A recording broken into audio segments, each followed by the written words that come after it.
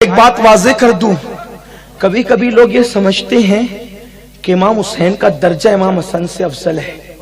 افضل و مفضول کی بات کرنے میں نہیں بیٹھا، لیکن اتنا ضرور کہوں گا کہ جن فضیلتوں کی بنیاد پر امام حسین ہے، وہ فضیلتیں امام حسن کو ان سے پہلے حاصل ہے۔ جیسے نبی کا لعاب چوسنا، امام حسین کو 6 مہینے بعد یہ موقع ملا، 6 مہینہ پہلے امام حسن کو موقع ملا۔ سیدہ کا دودھ پینا، مولا حسین کو 6 مہینے کے بعد موقع ملا، 6 مہینے پہلے مولا حسن کو موقع ملا۔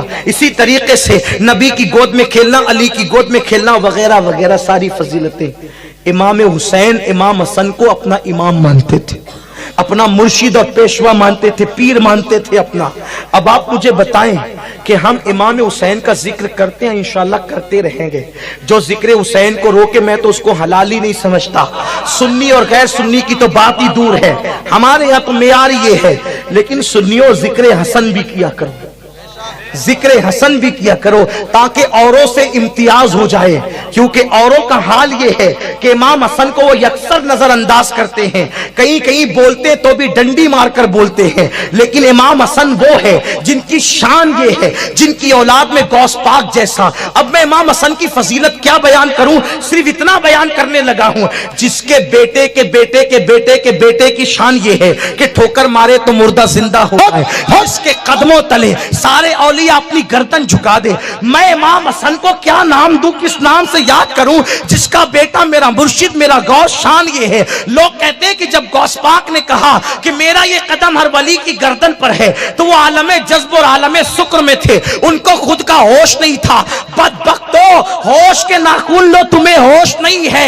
حضرت شیخ عبدالحق محدث دہلوی، ہندوستان میں علم حدیث لانے والا محدث، اپنی کتاب میں لکھتا ہے کہ غوث پاک کو جس وقت یہ حکم دیا گیا کہ آپ یہ کہیں قدمی حاضی علی رقبت کل ولی اللہ، کہ میرا یہ قدم ہر ولی کی گردن پر ہے، تو یوں ہی نہیں کہا، خود سے نہیں کہا، وہ خود سری والے لوگ نہیں تھے۔